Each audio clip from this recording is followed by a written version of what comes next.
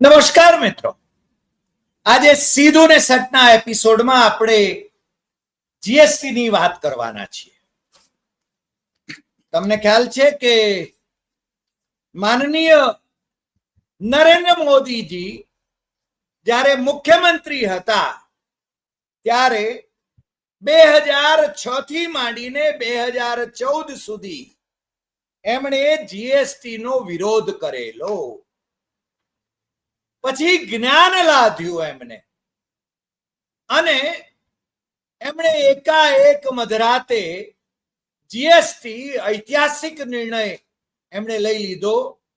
હકીકતમાં જીએસટી એટલે one slab one tax, ટેક્સનો એક સ્લેબ હોય અને યુનિફોર્મ હોય બધે, એવી અપેક્ષા હતી.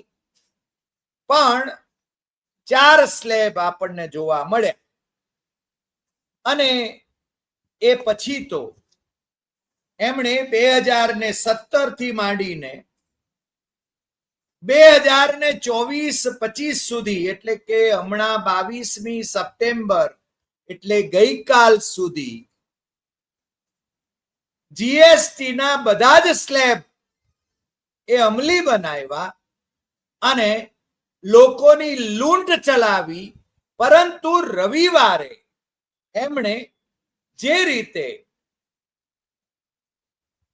રાષ્ટ્રજોગું સંબોધન કર્યું એમાં ફરીને એકવાર જાણે કે ઐતિહાસિક નિર્ણય લેતા હોય એ રીતે એમણે જીએસટી ના સંદર્ભમાં ઘોષણાઓ કરવાની કોશિશ કરીને લોકોને મૂર્ખ બનાવ્યા. હું જ્યારે આ કહી રહ્યો છું ત્યારે બહુ જ જવાબદારી પૂર્વક કહી રહ્યો છું. જીએસટી થી નાના ઉદ્યોગો, મધ્યમ ઉદ્યોગો અને ગરીબ લોકો એમને માથે કેટલો બોજો પડ્યો એના આંકડાઓ હું આજે સત્તાવાર રીતે આપવાનો છું, સત્તાવાર આંકડાઓ આપવાનો છું. પરંતુ છેતરપિંડી કેવી થઈ રહી છે એ પણ વાત કરવાનો છું. અને અમારા મિત્ર દિનેશ કે વોરા, જે ઇન્ડિયન ફિનાન્સ સર્વિસ IFS એના અધિકારી રહ્યા, ઇન્ટેલિજન્સમાં રહ્યા અને જીએસટી ની જ્યારે એને લાવવાની ચર્ચા ચાલતી હતી ત્યારે એની સાથે પણ એ સંકળાયેલા રહ્યા. અને એમનું બહુ સ્પષ્ટપણે કહેવું છે કે અમારી ભલામણ એવી હતી કે જીએસટી લાગુ ન કરવામાં આવે.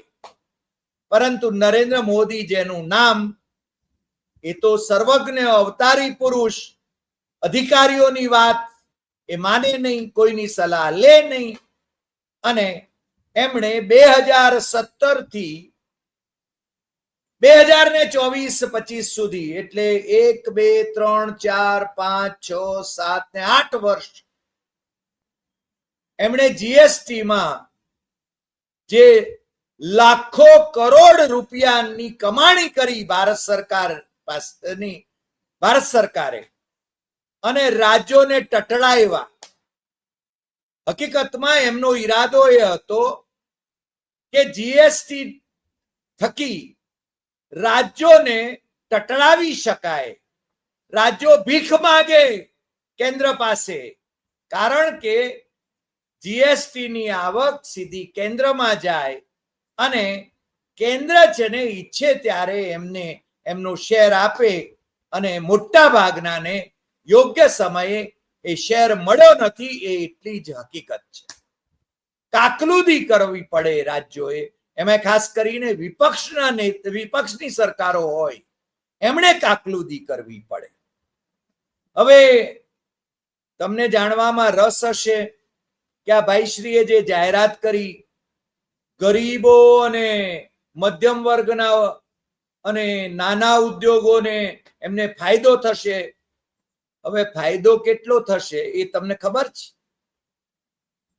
મહિને 4,000 કરોડ રૂપિયા, એટલે કે પીનટ, એટલી ઓછી આવક એ પ્રજાના ખિસ્સામાંથી સેરવવાના છે જીએસટી ના સંદર્ભમાં, જીએસટી લઈને. હવે આ GST goods and services tax એ એનાથી વર્ષે એમના અંદાજ મુજબ, એટલે કે સરકારી અંદાજ મુજબ, સરકારી અધિકારીઓ જે અંદાજ માંડી રહ્યા છે, આમ તો ડિસેમ્બર સુધીમાં આપણને ખબર પડી જશે કે એકચ્યુઅલ કેટલો અંદાજ, કેટલું ઓછો ટેક્સ વસૂલવામાં આવે છે, પરંતુ જે અંદાજ માંડવામાં આવ્યો છે રેવન્યુ અધિકારીઓએ, રેવન્યુ એટલે ફાઇનાન્સ ડિપાર્ટમેન્ટના અધિકારીઓએ, એ છે 48,000 કરોડ વર્ષે, એટલે 12 ચોક 48, મહિને 4,000 કરોડ રૂપિયા. એ સિવાય બાકી તો આવક એમની ધમધોકાર ચાલવાની છે. અને તમારી સાથે છેતરપિંડી કેવી થઈ છે? છેતરપિંડી એ થઈ છે કે પહેલા 4 સ્લેબ હતા, એ 4 સ્લેબ ને 2 સ્લેબ કરી નાખવામાં આવ્યા, એવું કહેવામાં આવ્યું. 5%, 12%, 18% અને 28%. પણ એમણે જે વાત નથી કરી, સંતાડી છે, એ 40%નો સ્લેબ ઘુસાડીને કરી છે. અને 40%ની નો સ્લેબ એ પ્રજાના માથે ઝીંકેલો છે. અને એ 40% કોને લાગુ પડશે એનું હું જ્યારે કહીશ ત્યારે તમારી આંખો ફાટી જશે. પણ આપણે છે ને, જે એમણે જે રોકડી કરી લીધી કેન્દ્ર સરકારે આ જીએસટી થી 8 વર્ષમાં, એના સત્તાવાર આંકડાઓ જે છે એ આંકડાઓ હું તમને જણાવવાની કોશિશ કરું છું. 17-18માં આ 7,19,000 કરોડ રૂપિયા જુલાઈથી માર્ચ વચ્ચેના, અને એવરેજ મંથલી કલેક્શન જે ગણાય એ 89,875 કરોડ. આ આંકડાઓ સરકારી આંકડાઓ છે.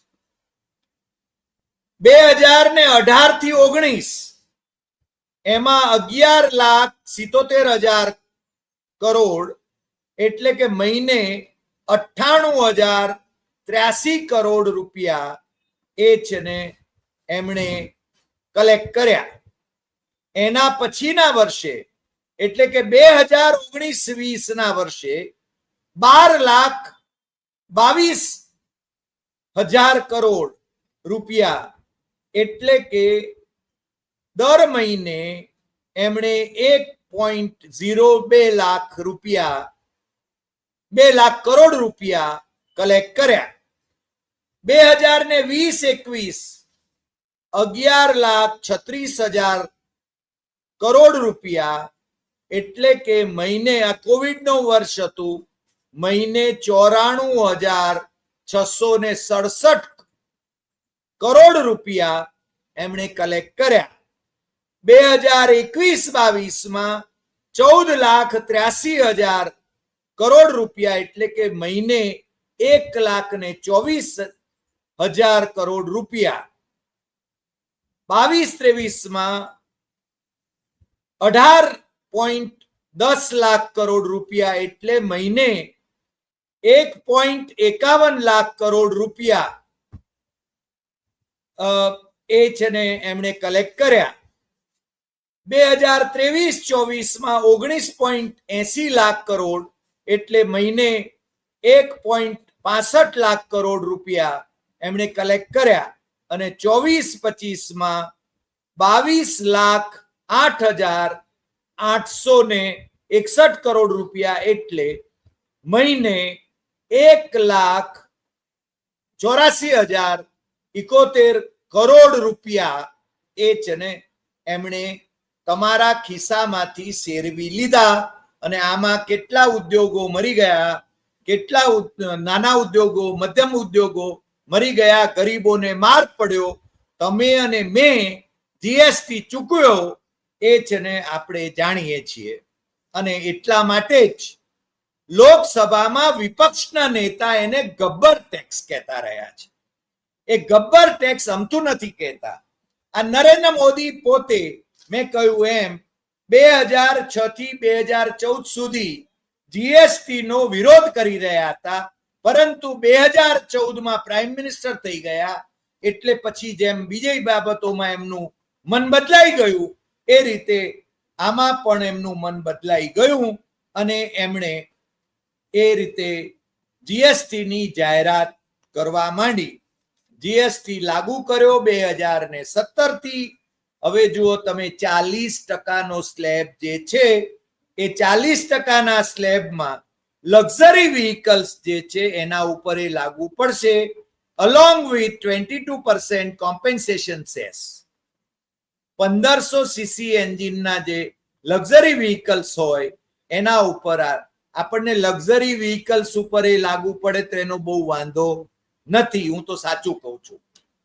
પણ લક્ઝરી કાર 1200 સીસી પેટ્રોલ ઉપર ચાલનારી, 1500 સીસી ડીઝલ પર ચાલનારી અને મોટર બાઇક 350 સીસી એના ઉપર અને યોટ, હેલિકોપ્ટર અને પર્સનલ એરક્રાફ્ટ ઉપર 40%નો સ્લેબ રહેશે જીએસટી નો.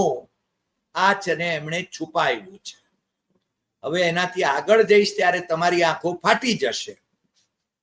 40% જંક ફૂડ ઉપર રહેશે. 40% જીએસટી જંક ફૂડ ઉપર રહેશે અને ઠંડા પીણા જે છે એના ઉપર 40% રહેશે. પણ જંક ફૂડમાં તમારે શું શું ગણવાનું એની હું તમને વાત કરું. સમોસા, બર્ગર, છોલે ભટુરે, આલુ ટિક્કી, ન્યુડલ્સ, જલેબી, ગુલાબજાંબુ, વડાપાવ, પેટીસ, આ બધા જંક ફૂડ ઉપર તમારે 40% જે લોકો આ વેચતા હશે એમને 40%ના સ્લેબ ઉપર આવવું પડશે અને 40% જીએસટી ભરવો પડશે. અને આનો અમલ ઓલરેડી થઈ ચૂક્યો છે ગઈકાલથી, એ તમે જાણો છો. અને મને લાગે છે કે 2017માં tax payer GST tax payer જે હતા એ 65 લાખ હતા. 2025માં જીએસટી ના ટેક્સ પેયર વધીને 1.51 કરોડ થયા છે. એટલે તમે સમજી શકો છો કે આ કેટલી હદે પ્રજાની સાથે છેતરપિંડી કરવામાં આવી રહી છે.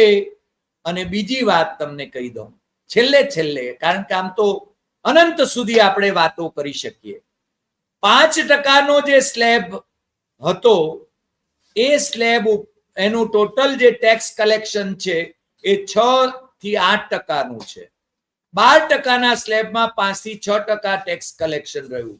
18%ના સ્લેબમાં 70 થી 75%નું ટેક્સ કલેક્શન રહ્યું અને 28%ના સ્લેબમાં 13 થી 15%નું ટેક્સ કલેક્શન રહ્યું.